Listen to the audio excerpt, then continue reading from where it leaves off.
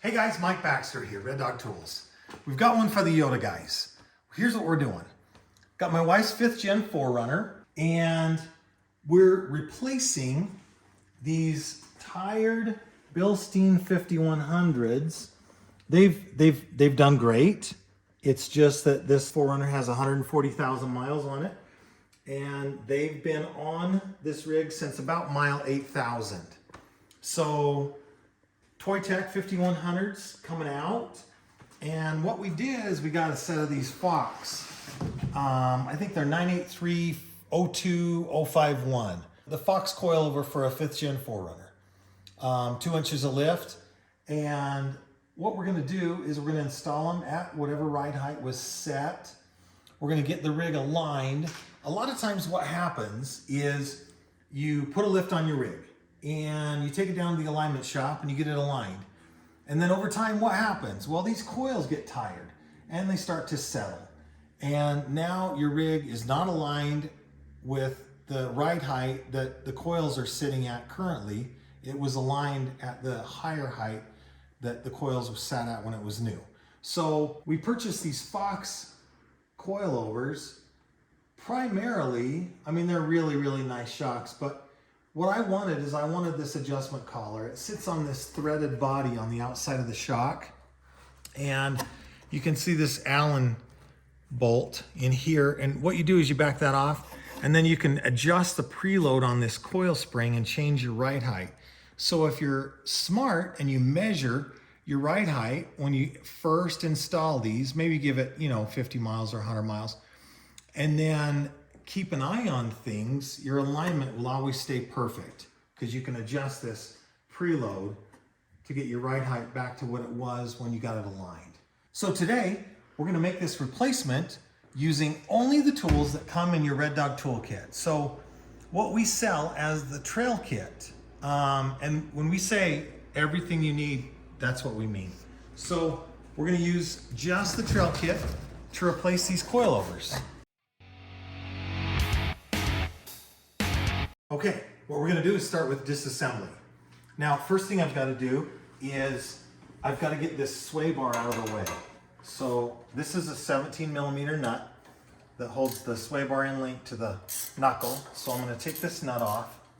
After I get the sway bar out of the way, I'll be able to separate the upper control arm from the knuckle. And that'll drop the lower control arm down and allow me to get the shock out. One of the nice things about our gear wrench kit is you can see that it ratchets. So much quicker than, let me grab that ball peen hammer and just give it a couple of taps.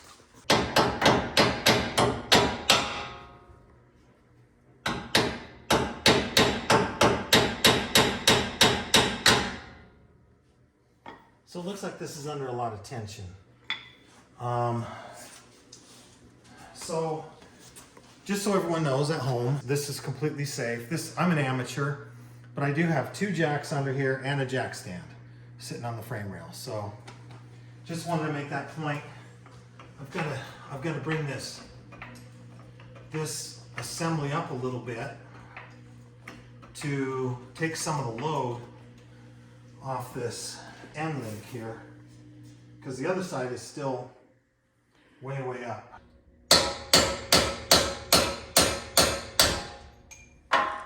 Okay, so we've got the sway bar released. Now I'm going to take these nuts off the bolts on the upper strut tower. That's a 14 millimeter. Again, you're going to use the gear wrench.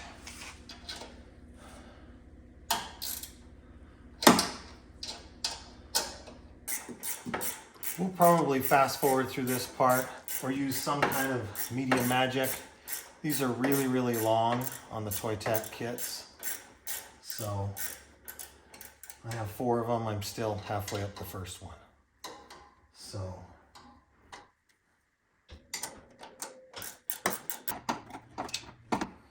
one down, 4 to go.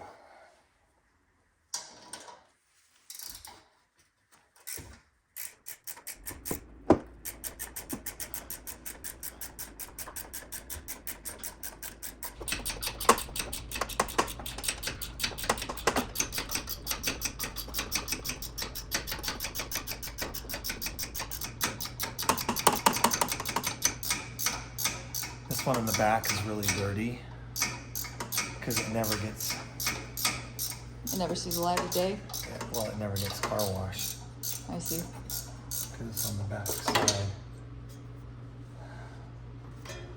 Okay, there were only 3, I said 4, so we finally got those top nuts off. And what we're going to do at this point is we're going to separate this knuckle from this upper control arm. And that'll release the lower control arm and the knuckle assembly, and we'll be able to get this shock out after we take the lower shock bolt out. So that's the next step. I'm going to grab some needle nose, and I'm going to pull this cotter pin out. Oh, this is one of those super sweet Toyota ones. But you have to remember how to do it. Like that. Very, very nice. One of my favorite things about Toyota. Okay, and then I'm not 100%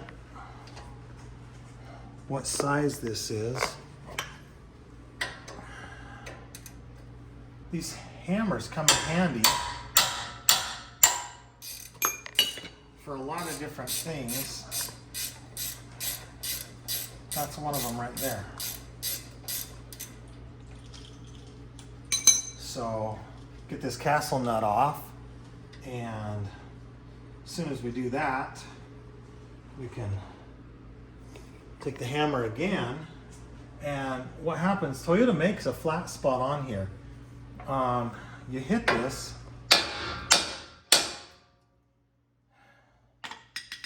so I might need to preload it just a little bit by dropping this down just a little bit. Whoa. See that? You hit the resonant frequency of this knuckle, and it releases from that upper control arm. The ball joint assembly does. So now we have one final bolt to remove, and I think I'm going to use a socket for that. It's a 19 millimeter, and sometimes when you're wrenching on off-road vehicles, you need more leverage. What we did is we put adapters in the kit. So what do I mean by that? Well, this is a 3/8 drive, okay? Here's our 3/8 drive ratchet. It's a great ratchet, but it's not long enough to do what I want to do. So I put the ratchet back and I grab my adapter. This adapter converts 3/8 to 1/2 inch.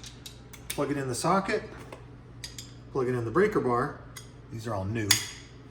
And now I have 17 inches of leverage instead of 9. So I'm gonna put this on here. And let's see, I'm gonna go down. Okay, so we've got that off, and it looks like our strut assembly is still under a little bit of load. So I'm gonna take a little bit out of the jack here. So what I'm looking for is a gap up here. So I'm gonna drop this down until I get a gap. So these are long. These are aftermarket components. And so what I'm gonna need to do is release some of the tension off these brake lines to get this to drop down far enough so I can get this assembly out. So let me just put a couple of pumps in this to take some tension off these brake lines. Actually, this is the ABS sensor, but same principle applies.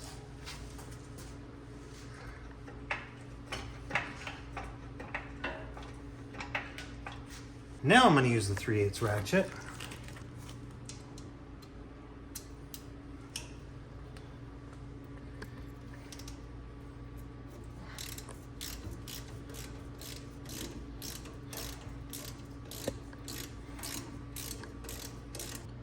Got that.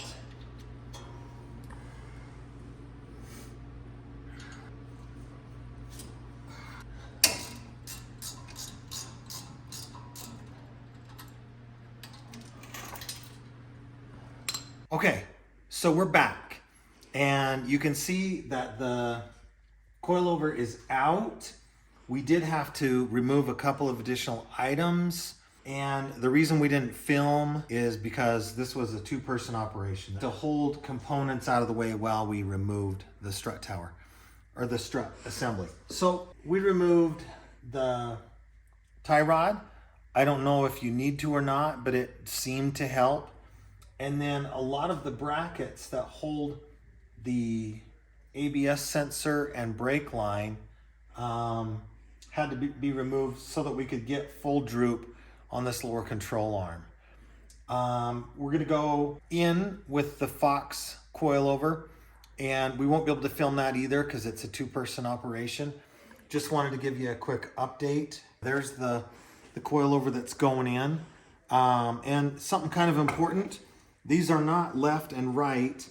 However, if you look at this eyelet down here, it's gotta be perpendicular to the vehicle. It can only either go this way or this way, and this way has the studs in the right orientation, where the one in the center is in the back and these two are in the front. So it's gonna go in this way. We'll catch you when we get this back installed. Hey guys, so you can see that we got the Fox coilover in, and again, it's a 2-person operation, but it's pretty straightforward.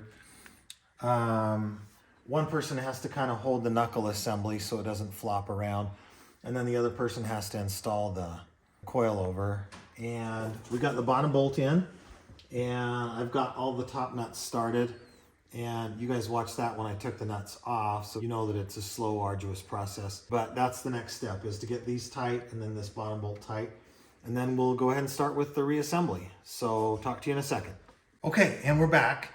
So we've got the coilover back in. We've got the bolts tight on the top. We've got that single bolt tight on the bottom.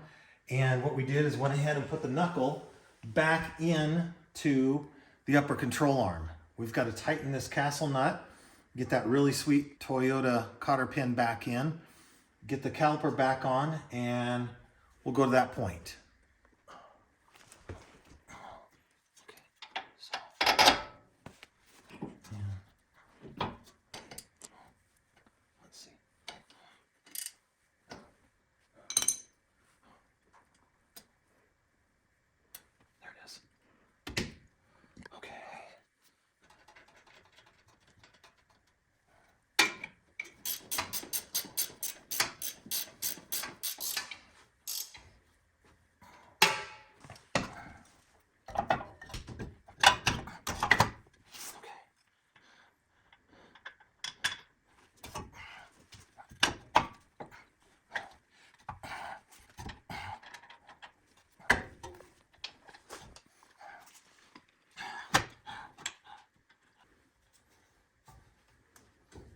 Okay, slipping the calipers back on.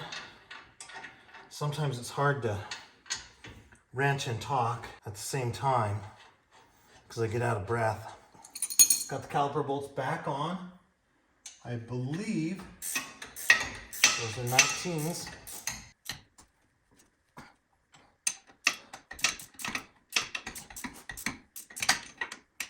Again, really nice with the gear wrench stuff. Now, you do get a 19mm socket in the kit, so no big deal. So we're getting the cotter pin back in on the castle nut for the tie rod. Got the caliper back on, got the sway bar hooked back up, and now, I don't know if you can see under here, but there's just a lot of odds and ends. Brake line brackets, ABS brackets, and that's really it. And we'll finish this side, and then we'll do the other side, and we'll kind of do a wrap up at the end, let you know what we learned. Okay guys, that's a wrap on this side. You can see one component is still not connected, and that's the sway bar end link. We're gonna leave that connected while we do the other side. And at this point, we're gonna just reassemble the kit, let you guys see what goes in the secret pockets that you don't normally see. This is all the sockets. This is our adapter. We've got a socket. I think these switch places, I'm not sure. Get the breaker bar back in.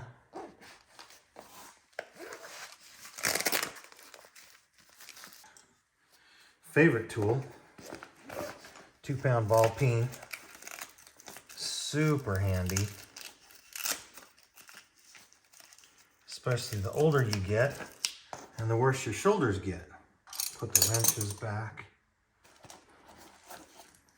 We didn't have to use the line wrench this time, but I think every other wrench got used.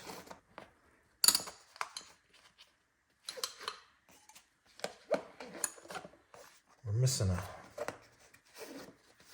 screwdriver, a crescent wrench, this guy here. This shares a slot with the 15. And the flat blade is right over there. And the kit is assembled. Final thoughts, take more components off than you think you need to. Underneath the front end of the 4Runner, we ended up dropping all of the brackets that hold the brake line and the ABS sensor to get as much droop as we could, and we actually ended up removing the tie rod end so we could get the 5100 out. Just for whatever it's worth, the Fox coilover went back in much easier than the 5100 came out. Not sure what that means, if anything. So I think that's a wrap for this project. We're gonna sign off, and as always, Be smart, be safe, and we'll see you on the trail.